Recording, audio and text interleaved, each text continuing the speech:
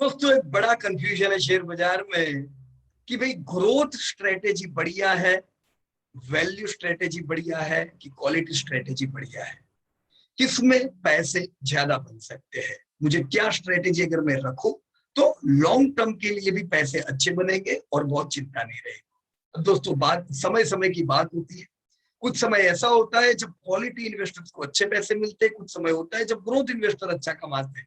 बात बात की बात है, पर over the period of time तो जो तीनों चीज को कंबाइन करते हैं उनके पैसे सबसे अच्छे और कंसिस्टेंटली बढ़ते हैं। हम ये तीनों चीजों का उदाहरण एक प्रॉपर इंडस्ट्री का लेके आज दोस्तों बात करेंगे।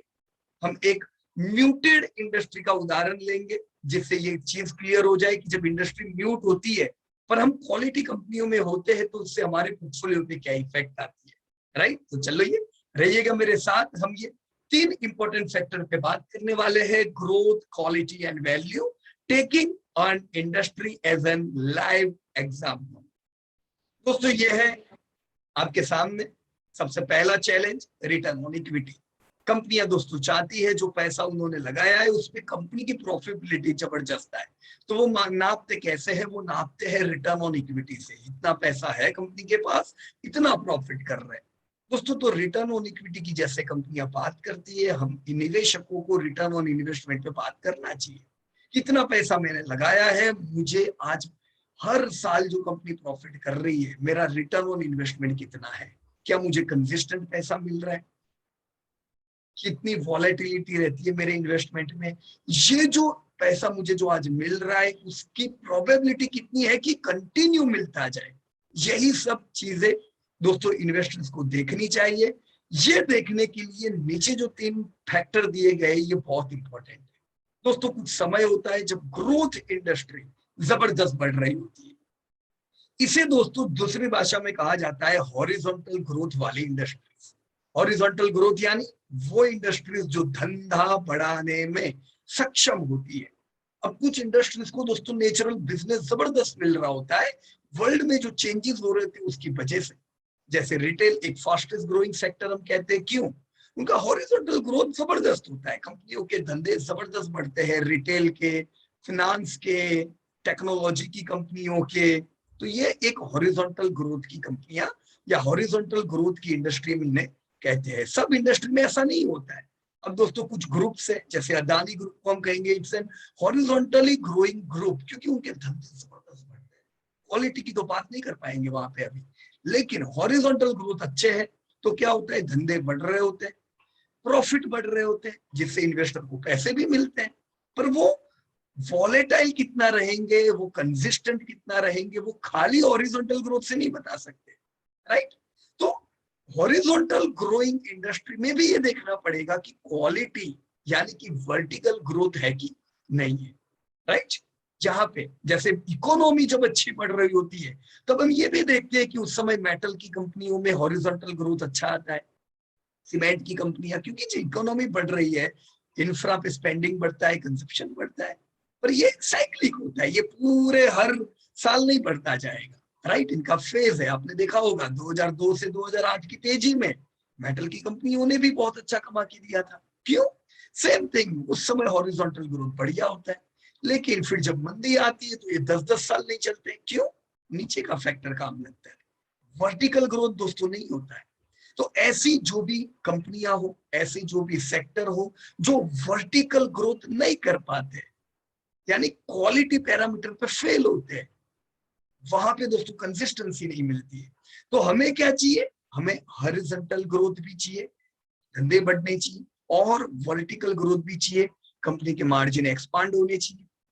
राइट, वर्टिकल ग्रोथ में क्या आता है, कंपनी जो धंधा कर पा रही है, ब्याज देने के बाद, खर्चे करने के बाद कंपनी के पास पैसा बचता है कि नहीं बचता है, तो कंपनी की प्रॉफिटेबिलिटी, कंपनी की डेट पेइंग कैपेसिटी, ये चीजें आती है दोस्तों वर्टिकल ग्रोथ में, जिसे क्वालिटी नापी जाती है, डेट टू इक्विटी रेशियो।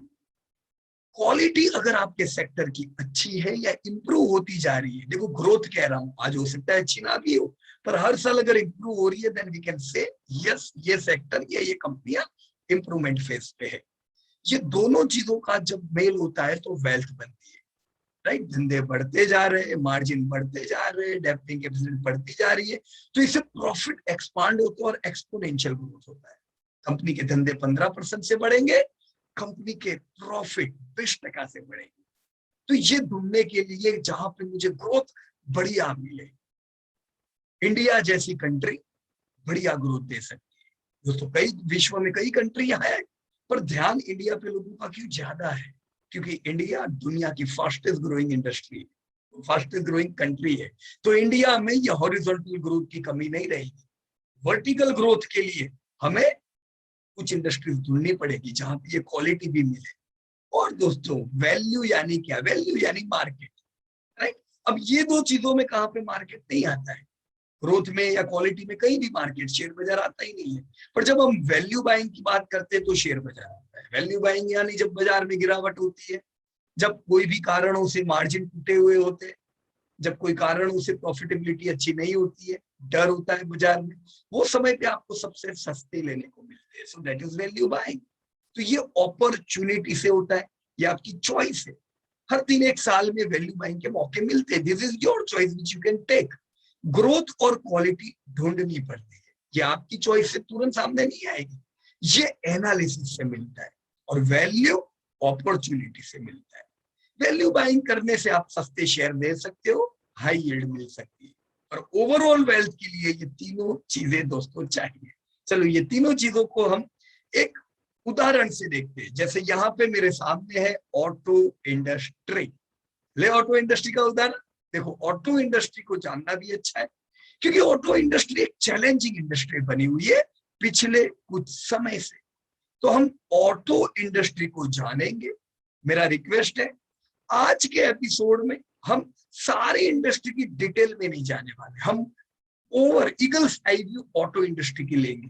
तो आप में से जो लोग हर एक इंडस्ट्री की डिटेल लेना चाहे, तो हर एक इंडस्ट्री की डिटेल हमने डिमांडिंग इंडस्ट्री जो हमारी ऐप है उसमें दी हुई है, तो आप वहां से हर इंडस्ट्री की डिटेल जान सकते हो। राइट। पूरे अगर हम ईगल्स आई व्यू देखें दोस्तों इस इंडस्ट्री का, तो यह है दुनिया भर की ऑटो इंडस्ट्री की कुछ डिटेल। मैं आपके सामने एक्सप्लेन भी करूंगा दोस्तों इनको। दोस्तों तो ऑटो इंडस्ट्री में यूएस एक ऐसा कंट्री है जिसने कई दशक तक शुरुआत में वो एक लीडिंग कंट्री थे ऑटो एक्सपोर्ट के। 1945 यूएस वर्ल्ड को 75% दुनिया भर में जितने भी व्हीकल बनते थे 75% यूएस में बनते थे। तो यूएस का कंट्रीब्यूशन कितना था? 75। दोस्तों जापान एक ऐसा कंट्री था जो यूएस के साथ ही जबरदस्त ग्रोथ कर रहा था। तो जापान ने 1980 में यूएस को बीट किया। तो ये समय को आप समझिए कौन सा समय था? ये हॉरिजॉन्टल ग्रोथ का समय था, जब ये सब कंट्रीज की जो कंपनियां थी वो ग्रोथ जबरदस्त करती जा रही थी। लेकिन 2012 में 2 करोड़ यूनिट बना के चाइना ने यूएस से डबल प्रोडक्शन किया। तो चाइना वर्ल्ड नंबर 1 हो गया, यूएस नंबर 2, जापान तीसरे नंबर। दोस्तों यहाँ पे बहुत से लोगों को ये लगता है कि इंडिया में कई समय से व्हीकल्स में मंदी चल रही है, ऑटो इंडस्ट्री म्यूटेड है, सरकार क्या कर रही है? दोस्तों ये जो ऑटो इंडस्ट्री की जो मंदी है ये इंडिया की नहीं है, ये दुनिया भर में है। आप देख सकते हो vehicle sold versus every year. अगर हम वैसे देखा जाए तो दुनिया भर में दोस्तों अब तक करीबन 10 करोड़ व्हीकल प्रोड्यूस होते थे, बिकते थे। पर ये जो व्हीकल है ये हम जैसे देख पा रहे हैं कि 2017 में एक पीक बना और उसके बाद कंटिन्यूसली डीग्रोथ होता चला गया। तो व्हीकल इंडस्ट्री को यानी ऑटो इंडस्ट्री को हम क्या ग्रोइंग इंडस्ट्री कह सकते हैं? नहीं कह सकते, राइट। ये एक म्यूटेड फेज से दुनिया भर में गुजर रही है। तो अगर व्हीकल इंडस्ट्री म्यूटेड फेज से दुनिया भर में गुजर रही है, कई इसके पीछे कारण भी है, टेक्नोलॉजी चेंजेस, कई कारण आते हैं इसके अंदर, राइट। अगर डी ग्रोथ है तो इसकी सीधी इफेक्ट कहां पे पड़ती है? कंपनियों पे। ये डी ग्रोथ इसलिए होता है क्योंकि कंपनियों की बिक्री कम होती है, तो इसकी इफेक्ट दुनिया भर की ऑटो इंडस्ट्री पे होती है, क्योंकि वही तो इंडस्ट्री का टोटल करके तो ये दुनिया भर का व्हीकल का फिगर आता है। तो ये डेटा से एक चीज क्लियर है, दुनिया भर में ऑटो इंडस्ट्री म्यूटेड फेज से दोस्तों गुजर रही है। और अगर आप ये नीचे की डेटा देखो, इसी वजह से, जैसे ये टेस्ला का graph, Tesla right, high growth है ना इलेक्ट्रिफिकेशन में, इलेक्ट्रिक व्हीकल में इनका तोड़ कोई नहीं है, जबरदस्त इन लोगों का ग्रोथ है। तो ग्रोथ के कारण शेयर भी अच्छा बढ़ रहा था। पर अभी जैसे रिसेंटली हमने देखा, एक ऑटो इंडस्ट्री तो दोस्तों म्यूटेड थी, पर इनके ग्रोथ क्यों बढ़ रहे थे? क्योंकि ये कुछ अलग टेक्नोलॉजी लेके आए थे जो अभी बिल्कुल पेनिट्रेटेड नहीं है, तो ग्रोथ जबरदस्त मिल रहा था। भले ऑटो म्यूटेड था पर टेस्ला का ग्रोथ था। अभी रिसेंटली जो सेमीकंडक्टर का जो इश्यू आया, इससे इनके भी मैन्युफैक्चरिंग पे इफेक्ट आई थी। हमने दोस्तों इफेक्ट तो टेस्ला के पे भी देखिए, आप देख सकते हो इनके भाव पे इफेक्ट। टेस्ला एक करेक्शन मोड में है, तो ये बाजार को अंडर परफॉर्म कर रहा है। यू कैन सी बाजार डाउ जोन्स भी लाइफ टाइम हाई लगा रहा है, पर टेस्ला करेक्शन मोड में, राइट। तो जो लोग ये सोचते हैं, जो लोगों को ये भरोसा है कि टेस्ला आने वाले समय में बड़ी कंपनी बनेगी, उनके लिए सही मौका हो सकता है। क्यों? हमने पहले ही बताया, ग्रोथ इंडस्ट्री की ये कंपनी है, क्वालिटी में कॉम्प्रोमाइज है, क्वालिटी मतलब प्रॉफिटेबिलिटी इनकी है नहीं। पर अगर आपको लगता है कि ग्रोथ बढ़िया है, आने वाले समय में प्रॉफिट करेगी और लेना है, तो ये वैल्यू बाइंग हुई ना। अभी अभी के समय पे स्टॉक करेक्शन में है, तो ऐसे भी हो सकती है, राइट। अब यह है आपका टोयोटा। देखो टोयोटा भी म्यूटेड फेज से गुजर रहा था, पिछले कितने साल से आपने देखा करेक्शन मोड कंटिन्यू था यहाँ पे, अभी वापस तेजी आई है इसके अंदर, राइट। अब वॉक्सवैगन देखो, बरसों से एक ही रेंज में चलता जा रहा है। तो दुनिया भर की कंपनियां ऑटो की पिछले कई समय से रेंज बाउंड है, ये हम मान के चल सकते हैं। यहाँ पे मैंने इंडिया की ऑटो इंडस्ट्री के कुछ डेटा दिए हुए हैं। यूनिट्स में अगर हम देखें तो सबसे ज्यादा किस चीज के यूनिट बिकते हैं? Two wheeler. ऑब्वियसली दोस्तों, टू व्हीलर एक सस्ती प्रोडक्ट हुई जब इन्हें हम पैसेंजर व्हीकल से कंपेयर करें, राइट। तो टू व्हीलर करीबन 20 बिलियन, यानी 2 करोड़ जितने टू व्हीलर, करीबन 30 lakh passenger vehicle, commercial vehicle, tractor, highway, ये पूरे से ऑटो की इंडस्ट्री दोस्तों बनती है। इनकी बिक्री होती है, साथ में ऑटो पार्ट्स लगते हैं, तो आपका ऑटो पार्ट्स की इंडस्ट्री बनती है। इनमें टायर लगते हैं तो टायर की इंडस्ट्री बनती है, राइट। तो ऑटो इंडस्ट्री बहुत सी कंपनियों का एक मिश्रण है, राइट। तो इंडिया में क्या हाल है, हम इंडिया का थोड़ा हाल देखते हैं दोस्तों। 1897 में पहली गाड़ी इंडिया के रोड पे दौड़ी। 1930s में भी गाड़ियां इंपोर्ट ही होती थी और लिमिटेड गाड़ियां इंडियन रोड पे दोस्तों, हम लोग खुद गुलाम थे। हमारा खुद का मैन्युफैक्चरिंग इनपुट्स इतने नहीं थे दोस्तों। यही वो समय था जब यूएस की कंपनियां, जापान की कंपनियां बड़ी बन गई। लेकिन अभी अगर हम आज देखें तो इतने सालों में भले हम पीछे थे, पर फिर भी हमने ग्रोथ अच्छा किया है दोस्तों। हम अभी दुनिया की 6ठे नंबर की सबसे बड़ी इंडस्ट्री है। असल में पॉपुलेशन को देखते हुए दूसरे नंबर की होनी चाहिए, पर 6ठे नंबर पे क्यों है? क्योंकि इनकम कम है इंडिया की। तो इनकम को भी अगर ध्यान में रखे तो 6ठा नंबर इंडिया के लिए अप्रोप्रिएट। अब दोस्तों मैं आगे बढ़ू, इससे पहले एक चीज आइडिया क्लियर हो जाए कि हम वो इंडस्ट्री की बात कर रहे हैं जिसका हॉरिजॉन्टल ग्रोथ म्यूटेड है। कब ग्रोथ आएगा किससे को पता नहीं। Q2 के बाद दुनिया भर की कंपनियों के ग्रोथ आए, आपने वॉक्सवैगन के चार्ट में भी उसका रिफ्लेक्शन देखा। पर अभी वापस से एक और नया इशू आ गया, राइट। मानसून बिगड़ते बिगड़ते वापस इंप्रूव हो गया, तो वो भी प्रॉब्लम नहीं है, तो ग्रोथ आएगा। पर अभी तो ये म्यूटेड ग्रोथ में है। अब ये जो इंडस्ट्री है इंडिया में अगर हम देखें तो इसका जो मार्केट कैप बनता है वो कितना है दोस्तों, आपके सामने है। और ऑटो इंडस्ट्री का मार्केट कैप करीबन हम कह सकते हैं 10 लाख करोड़ का है। 250 लाख करोड़ का इंडिया का मार्केट कैप, ऑटो इंडस्ट्री का मार्केट कैप करीबन 10 लाख करोड़। तो कितना इनका वेटेज हुआ इंडिया में?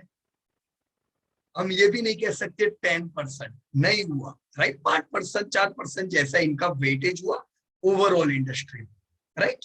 ऐसा क्यों?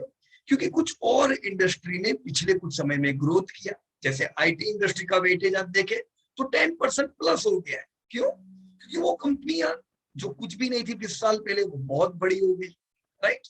यहाँ पे सेल्स अगर हम देखें तो ऑटो इंडस्ट्री, हम जरूर यहाँ पे कह सकते हैं कि सेल्स करीबन 6 लाख करोड़ का ऑटो इंडस्ट्री की टॉप की कंपनियों का है। ओवरऑल 10 लाख करोड़ का अगर मार्केट कैप है, 8 लाख करोड़ का हम सेल्स गिन सकते हैं इनका। ये भी एक जाहिर सी बात है, आपका इंडिया का जो जीडीपी को अगर आप ध्यान में रखो, ऑलमोस्ट हम कह सकते हैं 150-200 लाख करोड़ का अगर आपका जीडीपी हुआ, उसमें से 6 से 8 लाख करोड़ आपको ऑटो इंडस्ट्री की लिस्टेड कंपनियों से दोस्तों आ रहे हैं। ये जो मार्केट कैप है, सबसे बड़ा मार्केट कैप इधर से आ रहा है दोस्तों। मार्केट कैप में बड़ा कंट्रीब्यूशन है 2-3 व्हीलरों का। अब 2-3 व्हीलर की कंपनी इतनी बड़ी नहीं होगी, पर फिर भी इनको मार्केट कैप अच्छा मिल रहा है। तो इसके कुछ कारण हॉरिजॉन्टल ग्रोथ में होंगे, यानी क्वालिटी पैरामीटर में होंगे, हम देखेंगे। पर ऑटो इंडस्ट्री अगर पूरी 10 लाख करोड़ की 33% मार्केट कैप 2-3 व्हीलर ले जाते हैं, 24% मार्केट कैप कार्स और यूटिलिटी ले जाती है, तो करीबन 60% का मार्केट कैप ये दोनों के हिस्से में जाता है, और फिर 16% जाता है कॉमर्शियल व्हीकल के पास। तो बड़ा सबसे बड़ा धंधा करने वाली कंपनियां असल में कॉमर्शियल व्हीकल में है। वो ना तो 2-3 व्हीलर में है, ना तो कार्स में है, पर फिर भी इनको मार्केट कैप क्यों मिल रहा है? अगेन दोस्तों देखो, ग्रोथ पैरामीटर में तो तीनों में मंदी होगी, पर क्वालिटी पैरामीटर में ये दो इंडस्ट्री उनसे आगे निकल रही होगी। हम ये चीज आगे देखते हैं, राइट। मेरे ख्याल से अब ये क्वालिटी ग्रोथ वाला फंडा धीमे धीमे क्लियर हो रहा होगा दोस्तों। देखो कंपनी वाइज देखें तो सबसे बड़ा मार्केट कैप दोस्तों मिलता है आपके बजाज ऑटो को, मारुति को। ये दो कंपनियां सबसे बड़ी है मार्केट कैप वाइज। अब असल में ये दोनों कंपनियां वैसे सबसे बड़ी नहीं है धंधे में तो राजा है टाटा मोटर, पर फिर क्यों बजाज ऑटो 10वां भाग है टाटा मोटर का धंधे में, लेकिन उसको मार्केट कैप टाटा मोटर के जितना मिल रहा है क्वालिटी पैरामीटर, राइट। तो बजाज ऑटो, मारुति, ये दोनों को हम कह सकते हैं ऑलमोस्ट सबसे ज्यादा मार्केट कैप है। उसके बाद नंबर लगता है महिंद्रा और टाटा मोटर जैसी कंपनियों का, और फिर कुछ और कंपनियां आती है मार्केट कैप में कंपनी वाइज अगर हम देखें तो, राइट। सेल्स के ये डेटा है जो मैंने भी आपको बताया दोस्तों। टाटा मोटर दोस्तों पूरी इंडस्ट्री का करीबन, ये लिस्टेड स्पेस अगर हम देखें तो 40% भाग तो टाटा मोटर कर रहा है। तो धंधे में इनका कोई तोड़ नहीं है दोस्तों। कॉमर्शियल व्हीकल अगर हम इंडिया के देखें तो 50% राज टाटा मोटर का है। दुनिया भर की इन्होंने बड़ी बड़ी कार्स की कंपनियां खरीदी, तो उसके कारण कंपनी बहुत बड़ी हो गई, राइट। तो सेल्स इनका सबसे ज्यादा, कौन है किंग सेल्स में? Tata motor, right. करीबन 3 लाख करोड़ का धंधा हम कह सकते हैं। अभी 3 लाख करोड़ से कम है, पर जैसे ही अभी ये ग्रोथ का अपटेक आएगा, हम इनको 3 लाख करोड़ तो देखेंगे। हम ये भी जरूर देखेंगे कि आने वाले समय में अगर थोड़ा भी ग्रोथ मिलता है तो हम 5-1 साल में कंपनी को 5 लाख करोड़ भी पार करता हुआ देखेंगे। तो यहाँ पे जो दूसरी कंपनियां हैं जैसे मारुति, महिंद्रा एंड महिंद्रा जो इनके बाद आती है, वो भी करीबन लाख करोड़ पहुंचने को आएंगे। महिंद्रा एंड महिंद्रा तो इनफैक्ट उनकी सब्सिडरीज में, महिंद्रा एंड महिंद्रा की सब्सिडरीज में दूसरे इंडस्ट्री की भी कंपनियां आती है। जैसे आईटी की कंपनी टेक महिंद्रा इनकी सब्सिडरी हुई, फाइनेंस की कंपनी महिंद्रा फाइनेंस इनकी सब्सिडरी हुई। तो इनकी सब्सिडरी कही है, लाख करोड़ का धंधा करते हैं। महिंद्रा एंड महिंद्रा ट्रैक्टर में, जैसे कॉमर्शियल व्हीकल में 50% धंधा टाटा मोटर के पास है, वैसे ट्रैक्टर का राजा महिंद्रा एंड महिंद्रा में। इंडिया में जितने ट्रैक्टर बिकते 50% स्टेक महिंद्रा के पास जा रहा है। गाड़ियां, कार्स अगर हम देखें तो कार्स का राजा मारुति, तो इसीलिए मारुति का जो बिजनेस है वो सबसे बड़ा है, राइट। तो मारुति एंड महिंद्रा फॉलो करते हैं टाटा मोटर को। करीबन हम कह सकते हैं कि लाख करोड़ पहुंचेंगे मारुति थोड़े समय में। तो Maruti and Mahindra are leading after Tata motor. उनके बाद कौन आते हैं दोस्तों? उनके बाद आते हैं आपके बजाज ऑटो, एमआरएफ जैसी कंपनियां जो बड़ी है। मदरसन सुमी भी यहाँ पे बड़ी बड़ी है। ऑटो एंसिलरी में उनका धंधा करीबन 70,000 करोड़ का, राइट। तो they are also very large player, right. तो उनके बाद आएंगे एमआरएफ और बजाज ऑटो जैसी कंपनियां जो करीबन 30,000 करोड़ का धंधा करते हैं। यस, हीरो जैसी कंपनी। तो थ्री व्हीलर में देखें तो बजाज ऑटो राजा है, पर टू व्हीलर में हीरो की पकड़ बहुत अच्छी है। असल में होंडा की भी पकड़ बहुत अच्छी है टू व्हीलर्स के अंदर, राइट। तो टू व्हीलर सेक्टर में होंडा तो लिस्टेड यहाँ पे है नहीं, तो उसकी बात यहाँ पे हम कर नहीं पाएंगे, राइट। पर हीरो बजाज धंधों में इनके बाद में नंबर, राइट। ग्रोथ देखे, सेल्स तो चलो ये लोग ऐसा जो कर रहे हैं हमने सेल्स तो देखा, अब ये लोग बढ़ रहे हैं कि नहीं बढ़ रहे हैं। देखो दोस्तों, सीधी बात है, वर्ल्ड का ग्रोथ म्यूटेड है, इंडिया का ग्रोथ म्यूटेड है, तो कंपनियों पे भी उसकी इफेक्ट होगी। देखो Maruti, Mahindra and Mahindra, Bosch, Ashok Leyland, Bharat Forge, Tata Motors -2, 5 साल का ग्रोथ ही, ऐसा भी नहीं है 2-3 साल का ग्रोथ है। तो इसका सीधा मतलब हुआ कि पिछले 5 साल से मारुति का धंधा बढ़ा ही नहीं। हॉरिजॉन्टल ग्रोथ में एक प्रॉब्लम है जिसकी इफेक्ट वर्टिकल ग्रोथ पे आती है। दोस्तों बहुत लंबे समय तक जब हॉरिजॉन्टल ग्रोथ अच्छा रहता है तो नीचे बॉटम लाइन इंप्रूव होती है, प्रॉफिटेबिलिटी बढ़ती रहती है। ऐसे ही लंबे समय तक जब हॉरिजॉन्टल ग्रोथ अच्छा नहीं रहता है तो मार्जिन गिरते रहते हैं। यहाँ पे आप देख सकते हो ऑटो इंडस्ट्री की इफेक्ट सेल्स में किस पे ज्यादा आई, इन सब कंपनियों में। मारुति, एम&एम, बॉश, अशोक लेलैंड, भारत फोर्ज, टाटा मोटर, इनके धंधे 5 साल से नहीं बढ़े, इसकी इफेक्ट भी भाव पे होगी, राइट।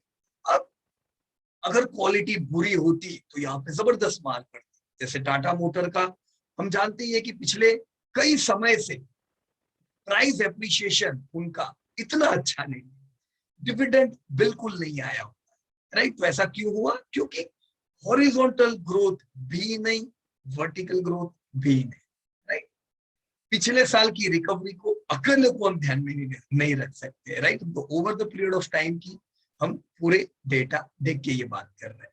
यहाँ पे अगर आप देखो तो बजाज ऑटो का 5% ग्रोथ म्यूटेड फेस में, सो दैट्स अमेजिंग। अच्छी बात है कि जब वर्ल्ड ऑटो इंडस्ट्री म्यूटेड है, इंडिया की ऑटो इंडस्ट्री म्यूटेड है। देखो इंडिया की ऑटो इंडस्ट्री ये सब कंपनी का टोटल भी करे तो -1% का असल में ग्रोथ है, राइट।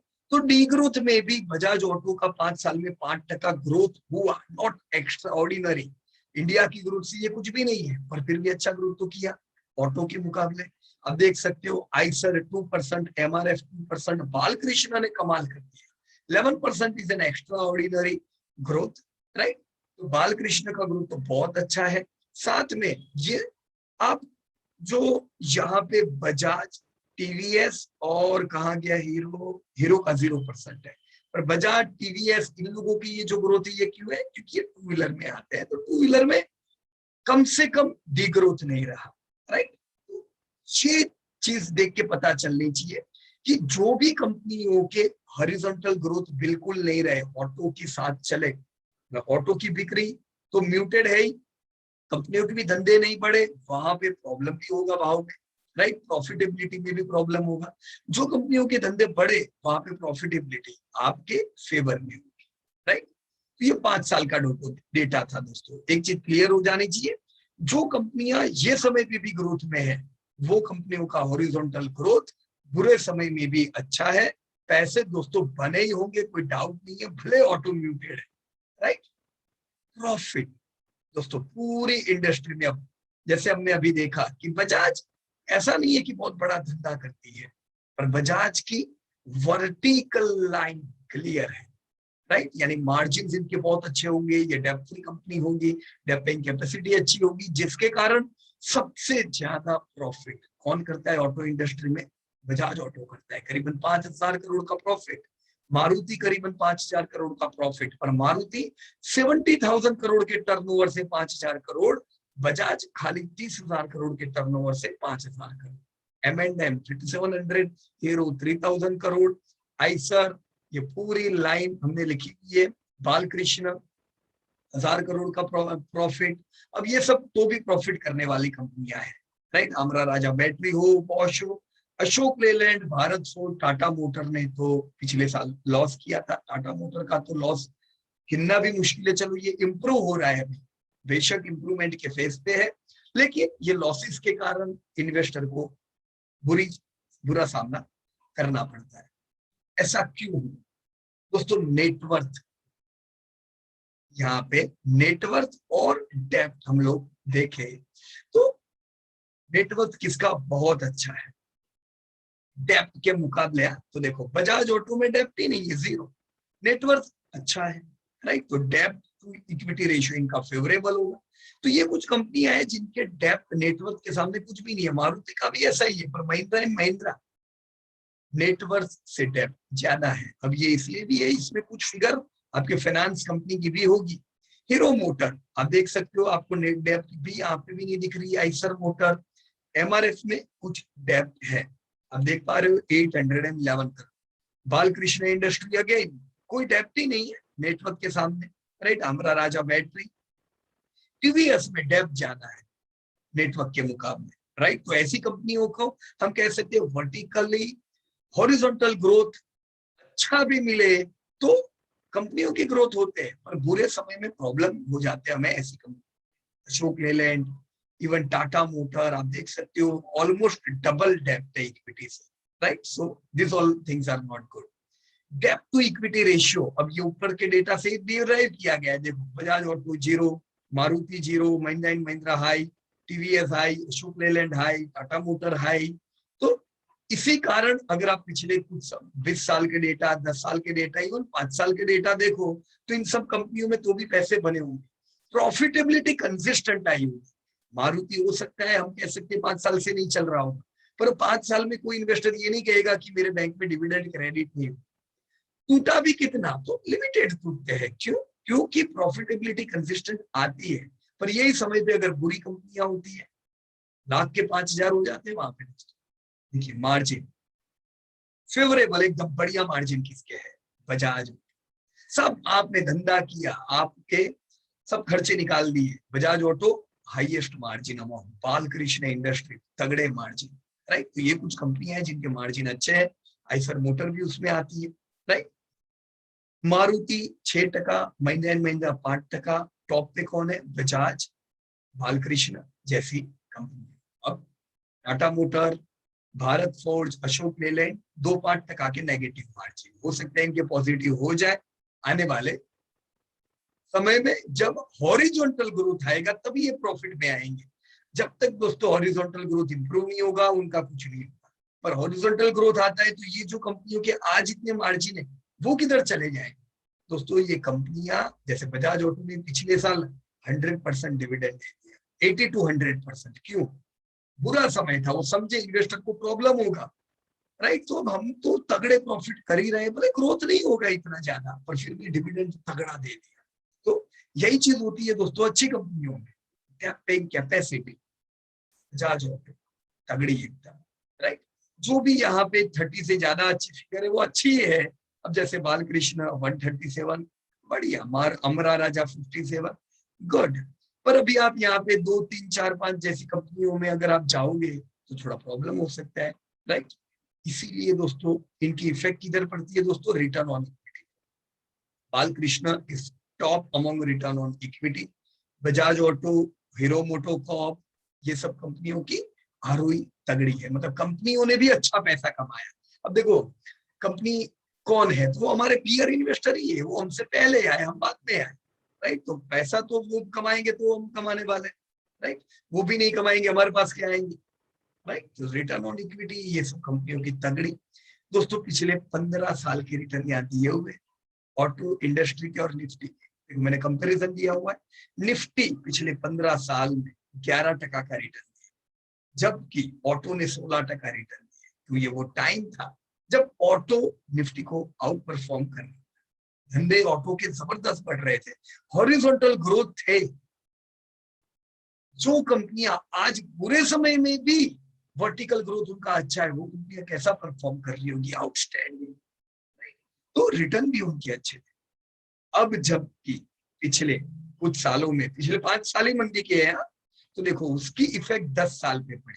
पिछले 10 साल में निफ्टी ने 14% का रिटर्न दिया है, जबकि ऑटो ने 11% का रिटर्न दिया। तो ऑटो ने निफ्टी से 3% कम रिटर्न दिए। वर्ल्ड वाइड भी आप इफेक्ट दे सकते हो, इंडिया की भी देख सकते हो। अब 5 साल में तो खाली 1% ऑटो इंडस्ट्री में मिला, तो 1% इज नथिंग, मतलब पैसा एफडी में इससे ज्यादा मिलता है। फिर भी अगर आप क्वालिटी कंपनी में हो, मिला तो सही, नहीं तो देखो आप सोच रहे हो आपने एक ऐसी इंडस्ट्री में पैसा लगाया जहां पे आप उम्मीद कर रहे हो धंधे बढ़ते ही जाएंगे, यहाँ पे नहीं बढ़े हैं ऑटो में, तो नहीं बढ़े तो भी नुकसान क्या होता है, वो सारी कंपनियां जो आपने इन्वेस्ट की हुई है कम टूटी, रिटर्न तो आते हैं वहां पे, बुरे समय में भी प्रॉफिटेबिलिटी भी आई, आपको प्रॉफिट भी मिलते गए। प्रॉब्लम किधर होंगे, जहां पे आप आंख पे पट्टी बांध के दौड़ रहे थे, ये दौड़ रहा है तो मैं ये भी ले लूं, वो चल रहा है मैं ये भी ले लूं। दोस्तों ज्यादातर लोग नुकसान ऐसे ही समय पे करते जब आंख पे पट्टी बांध के दौड़ते हैं, राइट। कैसे आंख पे पट्टी, में आपको एक उदाहरण देके भी बताता हूँ।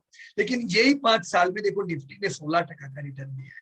तो अगर जो लोगों के आंख पे सिर्फ पट्टी ऑटो की थी, ये थी मैं क्यों कह रहा हूँ, मैं तो देखो दोस्तों आप सब लोगों के शहर में आए हो और हम लोग रूबरू मिले हुए, तो मीटिंग के बाद जब हम लोग चर्चा करते थे, मैं जानता हूँ ज्यादातर आप लोग की क्वेरी कौन सी होती थी, इसमें जमुना ऑटो चलेगी कि नहीं, मेरे इतने शेयर लिए हुए, ये कुत्तों में नाम भी भूल गया आज कुछ कंपनियों के, ये चलेगा कि नहीं, वो चलेगी कि नहीं। तो ज्यादातर आपके लिस्ट में ऑटो क्यों होती थी, क्योंकि वो ऑटो की तेजी का टाइम था। देखा ना 16% रिटर्न दिए थे 11 के बदले, पर आग पे पट्टी का मतलब क्या, ग्रोथ देखते ही नहीं। जब ग्रोथ म्यूटेड होता है तभी भी हम क्या करते हैं, ये इंडस्ट्री में पैसा डाल रहे हैं। जो लोग उस समय भी मिलते थे तेजी में, तब भी हमने आपके सामने एक बात रखी कि हर एक इंडस्ट्री को अपने हिसाब से डिस्ट्रीब्यूट करो। ऑटो चल रहा है, सिर्फ ऑटो में पैसा 100% डाल दोगे, राइट। वो लोग मिले थे जिन्होंने सिर्फ 5 कंपनी में पैसा डाला था, बोलते हम पोर्टफोलियो को डाइवर्सिफाई नहीं करना चाहते, फोकस। तो फोकस में जैसे फोर्स मोटर थी उनके पोर्टफोलियो में। अब अभी आप सोचो क्या हुआ, कि 5 साल बाजार चल रहा है और उनको लगता होगा कि बाजार नहीं चल रहा। क्यों, क्योंकि उनके पास खाली एक ऐसी कंपनी थी, वो 5 कंपनियां लेके रखी, उसमें एक कंपनी ने अंडर परफॉर्म किया, पूरा पोर्टफोलियो पे उसकी इफेक्ट। ऐसा क्यों करने का मेरे को अभी भी समझ में नहीं आता है, जब इंडिया इतना बढ़िया ग्रोथ कर रहा है, इतनी सारी हमारे पास अपॉर्चुनिटीज है, retail, finance, techno, health care, कितने बढ़िया सेक्टर है, तो why not to take the opportunity from this all sectors. हम यहाँ पे डाइवर्सिफिकेशन अच्छा करेंगे तो रिस्क नहीं रहता है, कल कोई इंडस्ट्री परफॉर्म नहीं करती है कोई फर्क नहीं पड़ता है, कोई भी एक सेक्टर में। इसलिए मैं पहले से कहता हूँ 15% से ज्यादा पैसा बन रहा है, राइट। देखो मैं कुछ समय पहले मैंने आप लोगों की व्हाट्सएप में देखा था, पीयूष भाई मैंने तो सब शेयर बेच दिए, सिर्फ बिटकॉइन लेके रखा है, तो तेजी में सब शेयर बेच दिए, देखो शेयर चल ही नहीं रहे, मेरा बिटकॉइन ही चल रहा है, क्या मजा आ गया। फिर क्या हुआ भी पता नहीं किधर होंगे। पिछले समय में बाजार चल, बिटकॉइन नहीं चला, इसे क्या कहते हैं, आंख पे पट्टी, राइट। अभी बाजार चल रहा है तो आप बाजार में आ जाएंगे, दूसरी तरफ नहीं देखेंगे, गोल्ड नहीं देखेंगे, ऐसा नहीं करते। डाइवर्सिफिकेशन प्रॉपर रखो, ग्रोथ देखो, जहां पे ग्रोथ है वहां पे ज्यादा वेटेज बढ़ाते जाओ, जहां पे ग्रोथ नहीं मिल रहा है वहां थोड़ा कम वेटेज रखो। दोस्तों हमने जब एनुअल रिजल्ट प्रेजेंट किए थे तब हमने ऑटो को कितना वेटेज दिया था, 5%। कई लोगों के प्रश्न आए थे क्यों ऑटो में 5%, इतनी बड़ी इंडस्ट्री है। पर आप पूरे इंडिया में भी तो देखो कितना वेटेज आया, 5% ही वेटेज आया कि नहीं, वैसे भी, राइट। तो ऑटो में पैसा लगाना चाहिए, मेरा खुद का निवेश बजाज ऑटो में इतने वर्षों से है, right. So it's all right, Bajaj auto, Balkrishna, Andhra Raja battery, Maruti, सब अच्छी अच्छी कंपनियां हैं, पैसा लगा हुआ, इट्स ऑल राइट। पर आपका वेटेज कितना होना चाहिए, 5 to 7% इज इनफ। और भी इंडस्ट्री अच्छी है वहां पे भी पैसा डालेंगे, हमें तीनों चीज का कॉम्बिनेशन चाहिए। क्या बताया था बोलो पहले, growth parameter, horizontal growth proper चाहिए। दूसरा मैंने बताया था आपको वर्टिकल ग्रोथ, यानी क्वालिटी बढ़िया चाहिए, इंप्रूवमेंट होनी चाहिए, राइट। तीसरी चीज वैल्यू बाइंग, वैल्यू बाइंग का मतलब जब जब गिरता है तब तब और एक्यूमुलेट करो, तो आप कहते हो वैल्यू बाइंग। आप हर एक बाजार में सिर्फ सस्ती चीज ढूंढने को निकलोगे, वो वैल्यू बाइंग नहीं है। मैं सिर्फ लो मार्केट, लो पी की चीजें खरीदता हूँ, वो वैल्यू बाइंग नहीं है। अच्छी चीजें जब सस्ती आती है तब हम लेते हैं, that is real value buying, right. तो वैल्यू इन्वेस्टर के वो जो पैराग्राफ है उसको गलत साबित मत कर, बराबर ना, कि हम सब सस्ती चीजें खरीद रहे हैं, हम वैल्यू इन्वेस्टर है, no you are wrong, right. So तीनों का कॉम्बिनेशन कीजिए, तगड़ा बिजनेस बनेगा दोस्तों। मिलेंगे दोस्तों 26 तारीख यानी कल की मीटिंग में, जहां पे हम 3 घंटा बात करने वाले वही बेसिक 5 स्टेप, और यही 5 स्टेप है, बेसिक है। देखो प्रोडक्ट तो बहुत सी नई नई आती जाएगी, एक्सचेंज नई नई प्रोडक्ट बनाती जाएगी, और सही पैसा कैश में मिलता है। ये जो कैश मार्केट है, दूसरी प्रोडक्ट उसमें से डिराइव की होती है, डिराइव की होती है कि नहीं, राइट। पर डिराइव की हुई प्रोडक्ट कंपनियों के लिए अच्छी होती है। कोई भी एग्जांपल है, चाहे आप रियल फ्रूट देखो, real fruit are cash, real fruits are more beneficial to our health.